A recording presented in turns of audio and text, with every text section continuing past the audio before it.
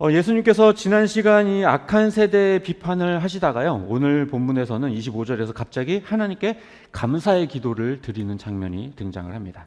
그 내용은요, 이 똑똑한 사람들에게 이 일을 감추고 어린 아이들에게만 드러내셨다, 이것에 대해서 감사하는 것이었죠. 이것이 다 하나님의 은혜이면서 아들인 나를 통해서만 아버지를 알 수 있습니다 라고 하면서 고백을 하는 기도를 하고 있습니다. 그런데 이상한 건요, 어떻게 똑똑하고 지혜로운 사람들에게는 감추고 어린아이들에게는 드러낼 수 있는가 라고 하는 거예요. 어떠한 사실에 대해서 이해력이라든지 무엇을 깨닫는 거에 있어서는 당연히 똑똑하고 지혜로운 사람들이 먼저 깨닫죠, 어린아이들보다. 그런데 똑똑하고 지혜로운 사람들도 모르는 것들을 아이들만 알 수 있다. 이건 참 이해하기가 좀 어려운 얘기일 수 있습니다. 예수님께서는 왜 이렇게 말씀을 하셨을까요? 똑똑한 사람이라면 도리어 하나님의 복음을 잘 이해하고 깨달아야 하는 거 아닌가 싶습니다. 게다가요, 심지어 이 표현은 마치 이 복음이 감추어진 사람들을 똑똑하다라고 인정하는 것처럼 그렇게 예수님께서 말씀하셨죠. 우리가 여기서 살펴볼 부분은요, 예수님이 똑똑한 사람과 반대되는 의미로 멍청한 사람이라고 이야기를 하지 않고 어린아이라고 이야기했다라는 이 부분에 우리가 조금 초점을 둘 필요가 있습니다. 이 똑똑한 사람과 어린아이가 가진 뭔가 반대되는 개념이 존재한다라는 거죠. 이 두 가지를, 똑똑한 사람과 어린아이를 반대의 개념으로 설명했다라는 것은 뭔가 반대되는 개념이 있다라는 거예요. 똑똑한 사람과 멍청한 사람, 아니면 어른과 아이, 이렇게 이야기해야만 뭔가 이야기가 될 것 같은데, 오늘은 뭔가 똑똑한 사람과 어린아이 이렇게 다르게 표현하고 있다는 거죠. 그러니까 이 어린아이라고 표현하신 거는 이 어린아이의 뭐 어리석음이나 멍청한 모습 이런 거를 강조하려는 게 아니라는 걸 우리는 알 수 있습니다. 그러면 어린아이의 어떤 의미로 이야기하셨을까? 이 어린아이들은요, 순수한 면이 있고 무엇이든지 그냥 기쁘고 감사하게 받아들이는 그런 모습들이 있어요. 우리한테 뭐 장난감 갖다 준다고 좋아하는 사람 있나요? 그러나 아이들은 장난감 하나에도 즐거워하고 막 좋아하죠. 별거 아닌 것 같은 거에도 막 기뻐하고 즐거워하는 모습들을 우리는 아이들의 모습 속에서 보게 되지 않습니까? 그만큼 아이들은 순수한 모습들이 있다라는 거예요. 하지만 반대로 똑똑한 사람들은 어떻습니까? 똑똑하고 지혜롭다는 사람들은 앞뒤 잴거 대재고 이것이 나에게 이익이 되는가 불리한가 이런 것들을 다 따지고 자기 판단에 따라서 결정을 내리게 되죠. 그러니까 똑똑한 사람이라고 하는 사람들은 다소 교만하고 자기 지식과 경험을 의지하는 그런 거만한 모습들이 있다는 겁니다.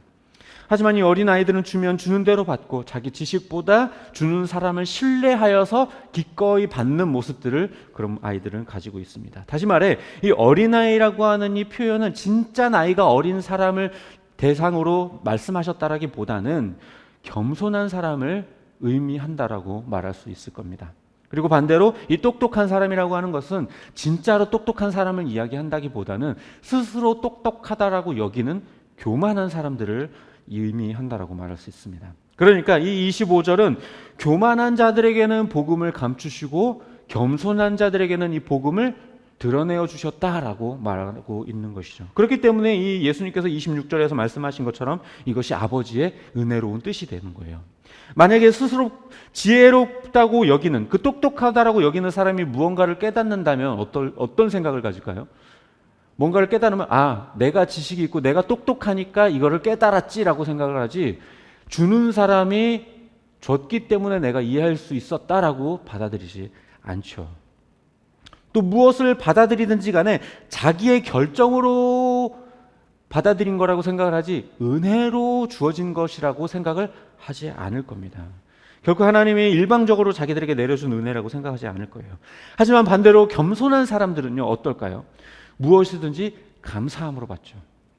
하나님께로부터 복음을 받을 때에도 이것이 자기들의 지식과 능력으로 깨달은 것이 아니라 하나님께서 나에게 주셨기 때문에 내가 이 은혜를 누리는구나 라는 생각을 갖게 됩니다. 이 은혜를 깨닫는 사람이 곧 겸손한 사람이고, 겸손한 사람이 곧 은혜를 깨달을 줄 아는 사람인 것이죠. 그러니까 하나님의 이 은혜로운 결정 덕분에 스스로 지혜롭다라고 여기는 이 교만한 사람들은 복음을 깨닫지 못했고, 그리고 도리어 겸손한 사람들은 하나님께서 주신 이 복음에 대해서 은혜라고 여기면서 깨달을 수 있었게 되었다는 겁니다.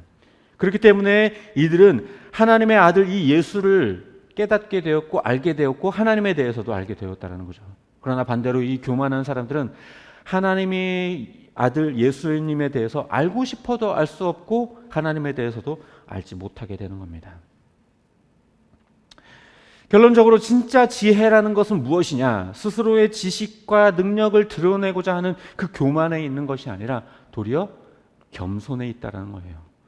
하나님이 인정하시는 진짜 지혜는 바로 겸손이에요. 겸손. 이 뒷부분에는 전에도 다룬 적이 있는 본문인데요. 수고하고 무거운 짐을 진 자들을 예수님께서 초대하는 장면을 이제 기록하고 있습니다. 그런데 예수님의 말씀은요, 좀 황당해요. 이제껏 무거운 짐을 지고 온 이 사람들에게 그 짐을 내려놓아라. 이제 쉬어라. 아무것도 하지 마라. 이게 아니라 그 무거운 짐 내려놨지. 이제 내가 주는 멍에와 짐을 매렴. 이거는 가볍단다. 이렇게 말씀을 하시는 거예요. 아니 안 그래도 지금 수고롭게 짐을 지고 오느라 막 지치고 너무 힘들어서 피곤하고 막 아무것도 하기 싫은데 그런 사람들한테 야, 짐 내려놔. 이게 아니라 야, 그거 내려놓고 이제 이거 그 새로 주시는 짐이 아무리 가볍다 한들 그게 그렇게 반가운 소리는 아니잖아요. 예수님께서 도대체 왜 이렇게 얘기를 하셨을까? 후반부에서 우리가 질문해 볼 것들은 이렇습니다. 과연 무거운 짐이라는 것은 무엇인가? 그리고 예수님께서 새롭게 지어주시는 이 짐과 멍에라는 건 또 뭔가? 예수님은 대체 왜 이 새로운 멍에를 매게 하시는가 하는 이런 질문들이 아마 이 본문에서 생길 수 있습니다. 먼저 이들이 지고 있었던 무거운 짐은 뭘까요? 여기서 말하고 있지는 않지만 유추해 볼 수 있는 건 대략 이렇습니다. 먼저 첫 번째는 무겁다라는 것. 그리고 두 번째로는 이 짐 때문에 상당히 수고롭고 지치고 힘들다는 것. 그리고 세 번째로는 이 짐을 지던 시기가 언제냐면 예수님을 만나기 이전까지 지던 짐이라는 것. 이렇게 한 세 가지 정도 우리가 깨달을 수 있습니다. 예수님을 만나기 전에 지던 짐이라는 점에서 이것은 어떤 면에서 죄의 짐이라고 말할 수 있겠죠. 그렇게 이해할 수도 있을 겁니다. 또 어떤 면에서는 또 예수님을 만나기 전까지 살아오던 삶의 방식, 가치관, 그런 어떤 세상의 가르침 이런 것들로도 해석을 할 수도 있겠죠. 이것은 예수님께서 우리에게 새롭게 지어주시는 멍에와 짐에 대해서도 동일하게 적용이 가능합니다. 그러니까 예수님을 만난 후에 지게 되는 짐, 이것은 첫 번째로 가볍습니다. 그리고 두 번째로는요, 배움의 멍에예요. 이 짐을 지고 나에게 배워라. 배움의 멍에입니다. 그리고 세 번째로는 쉼을 얻을 수 있는 짐입니다. 그리고 마지막으로 그러니까 결과적으로 십자가를 의미한다고 말할 수도 있을 것이고 어떤 면에서는 또 하나님의 방식, 하나님의 삶의 방식, 그리고 하나님의 가르침 이런 것들로 이해할 수 있을 거예요. 그럼 이 의미들을 대입해서 이야기를 해보자면 이것은 무슨 말이냐? 다른 말로 바꿔서 이야기를 해보자면 이제껏 세상 방식대로 살아오느라 힘들었었지, 그것들 때문에 너희가 너무나도 지치고 힘들었지, 이제 그 세상 방식들을 내려놓고 하나님의 방식대로 살렴. 그렇다면 너희가 진정한 쉼과 평안을 누리게 될 거야. 이런 얘기를 하시는 겁니다. 그리고 또 이걸 죄의 짐으로 해석을 한다면 너희가 이제까지 죄의 짐을 지고 오느라 너무나도 힘들었지, 이제 이 죄의 짐을 내려놓고 이제 십자가를 통한 구원의 짐을 지렴. 그러면 너희가 참된 쉼과 평안을 얻게 될 거야. 이런 얘기로도 우리가 해석이 가능합니다. 그리고 또 한편으로는 또 세상의 가르침, 이것들은 너희들을 무겁게 하고 너희들을 힘들게 하지만 나의 가르침, 내가 너희들에게 주는 이 가르침은 가벼워. 그렇기 때문에 너희들이 이 가볍고 쉽기 때문에 이 가르침 안에서 너희들이 쉼과 평안을 얻을 수 있어. 이런 이야기로도 해석이 가능합니다. 물론 사실 오늘 본문이 정확하게 이 멍에와 짐이 무엇인지 명확하게 말하고 있지 않기 때문에 딱 이거다 이렇게 말할 수는 없겠지만 적어도 예수님이 우리에게 주시는 이 멍에와 짐이 적어도 무겁고 우리를 힘들게 하고 괴롭게 하는 짐은 아니라는 사실은 하나 알 수가 있습니다. 도리어 우리에게 참된 쉼을 주기 위해서 주시는 짐이죠. 그럼 여기서 우리가 아까 제기했었던 질문 중에 하나인 예수님은 왜 새로운 멍에를 매게 하시는가에 대해서 우리가 한번 질문을 해볼 수 있을 거예요. 멍에를 아예 제거해 주는 게 좋은 게 아닐까요? 라는 질문이 생길 수가 있는데요. 우리가 생각하기에 쉼이라고 하는 것은 그냥 아무것도 안 하는 것이라고 생각할 수 있겠지만요, 그건 쉼이 아니라 오히려 상당히 위험한 상황에 나 스스로를 방치하는 거예요. 이게 무슨 말이냐? 진정한 평안이라고 하는 것은 주인이 없는 상태가 아니라 좋은 주인을 만나는 것을 의미한다라는 겁니다. 양이 목자를 떠나서 방황하면 어떻게 될까요? 물론 우리 안에서 막 이렇게 제한된 생활을 하지는 않겠지만 온 평지를 돌아다니면서 막 먹고 싶은 풀 막 뜯어먹고 좋겠죠. 그건 자유롭겠지만 그것은 곧 무슨 의미이냐? 늑대의 위협으로부터 보호를 받지 못한다는 말이기도 하죠.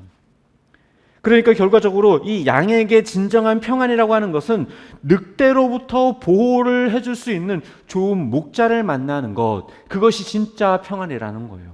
인간이라는 존재도 마찬가지입니다. 인간이라는 존재가 만약에 가장 강한 존재라고 한다면 굳이 주인이 필요가 없어요. 하지만 이 인간이라는 존재보다 더 강한 존재가 있어요. 그게 뭐냐면 바로 사탄이라고 하는 존재입니다. 이 악한 이 사탄이라는 존재는요, 인간들을 괴롭히고 어떻게든 지옥으로 끌고 가려고 하는 존재들이에요. 그래서 우리가 하나님과의 관계가 끊어져서 홀로 되게 되었을 때 어떻게든 잡아먹으려고 하는 그런 사탄의 존재들입니다. 그렇기 때문에 이 악한 존재들로부터 지켜줄 수 있는 좋은 주인을 만나는 것, 그것이 진정 우리에게 참된 평안이 되는 것이죠. 부모 없는 아이가 길거리를 방황하는 게 결코 좋은 것만은 아니죠. 범죄로부터 지켜줄 부모가 있는 게 다소 부모의 어떤 잔소리와 제한이 있더라도 그것이 진짜 평안이라는 것이죠. 그런 것처럼 우리가 예수님 안에 거하는 것, 하나님을 만나는 것이 그분이 우리에게 주시는 멍에와 짐을 지는 것이 진짜 평안과 쉼이 될 수 있다는 겁니다. 그래서 예수님은요 29절에서 이렇게 이야기를 해요. 나는 마음이 온유하고 겸손하다.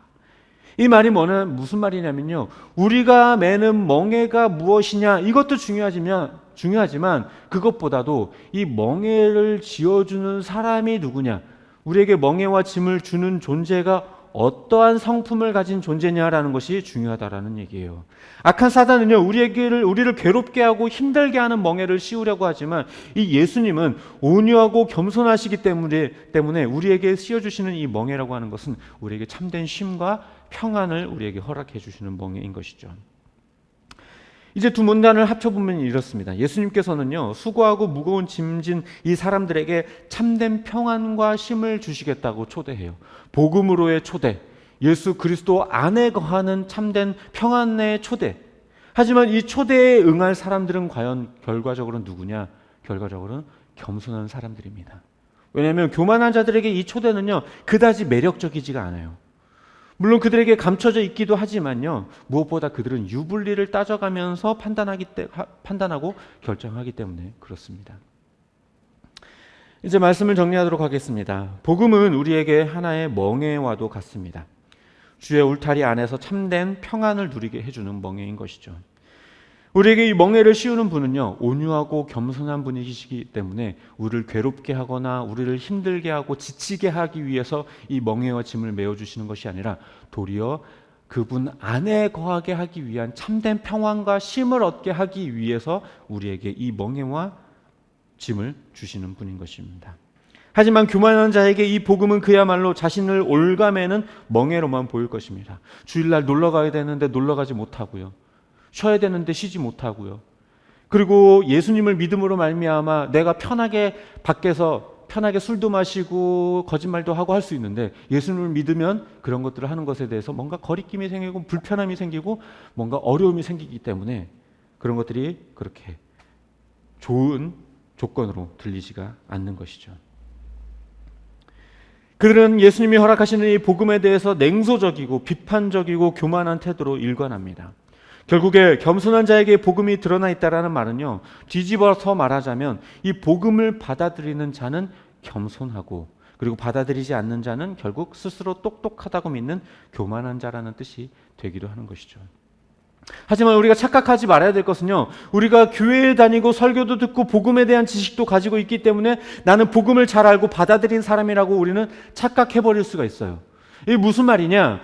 지금 마치 복음을 받아들이지 않는 사람들은 교만한 사람이다라고 하는 이 말이 세상 사람들, 예수님을 아예 믿지 않는 세상 사람들을 향한 말이겠지라고만 생각할 수 있는데 그렇지가 않을 수 있다라는 말이에요.